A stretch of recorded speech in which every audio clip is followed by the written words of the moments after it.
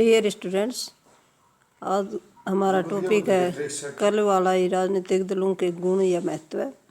Merits of political parties. राजनीतिक दलों के बिना लोकतंत्र को चलाना संभव नहीं है। राजनीतिक दल अप्रत्यक्ष लोकतंत्र में चुनाव में भाग लेकर सरकार का गठन करते हैं और जिस राजनीतिक दल को बहुमत नहीं मिलता है वह विपक्ष की भूमिका निभाता है। आज प्रत्यक्ष लोकतंत्र का युग नहीं है। राज्यों की जनसंख्या करोड़ों में है, इसलिए अप्रत्यक्ष लोकतंत्र में राजनीतिक दल सरकार की रीढ़ की हड्डी होते हैं। राजनीतिक दलों के कुछ गुण दिए गए हैं जो निम्न प्रकार से हैं। नंबर 1 है सरकार की निरंकुशता को रोकना। यदि विपक्ष मजबूत नहीं होगा तो सरकार तानाशाह बन सकती है। सरकार का विरोध यदि कुछ व्यक्तियों द्वारा किया जाए तो उसका अधिक महत्व नहीं होगा, परंतु शासक दल संगठित राजनीतिक दल की आलोचना के प्रति ढील नहीं कर सकता। जिस देश में विपक्ष मजबूत नहीं होगा वहाँ शासक दल अपनी मनमर्जी करके लोगों के अधिकारों पर कुठाराघात करेगा। अगला पॉइंट है स्थायी सरकार के लिए उपयोगी। राजनीतिक दलों का सबसे बड़ा गुण यह है कि वे सरकार को स्थायित्व प्रदान करते हैं। यदि राजनीतिक दल न हों तो भिन्न भिन्न विचारों के व्यक्ति स्थायी सरकार स्थापित नहीं कर सकते। मतभेद रखने वाले लोग भी राजनीतिक दल में सम्मिलित होकर कुछ सिद्धांतों पर सहमत हो जाते हैं और इस सहमति के कारण ही शासक दल अपनी शासन नीति के विषय में एक मत रखता है और इस कारण सरकार भी स्थिर रहती है। दल की एकता सरकार की शक्ति होती है, सरकार को शक्ति प्रदान करती है।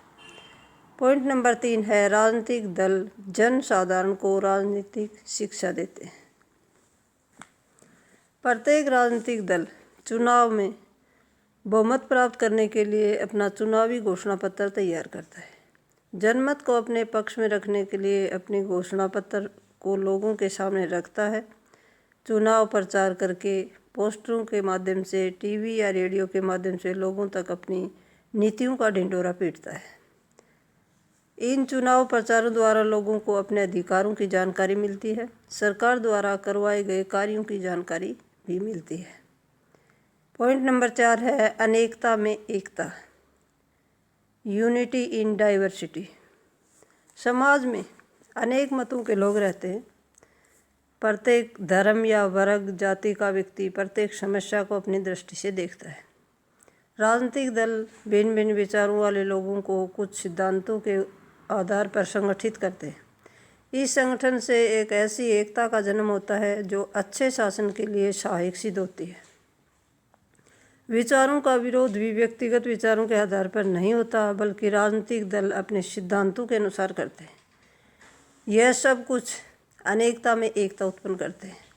भारत जैसे देश में जहाँ बहुत सारी विभिन्नताएं पाई जाती हैं, राजनीतिक दलों द्वारा ही एकता प्रदान की जाती है।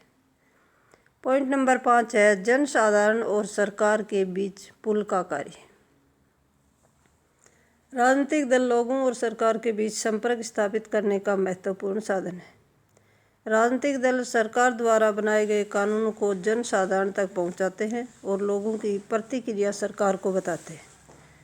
शासक दल सरकार की नीतियों कार्यक्रम की प्रशंसा करता है, जबकि विपक्षी दल उनकी नीतियों की आलोचना करता है।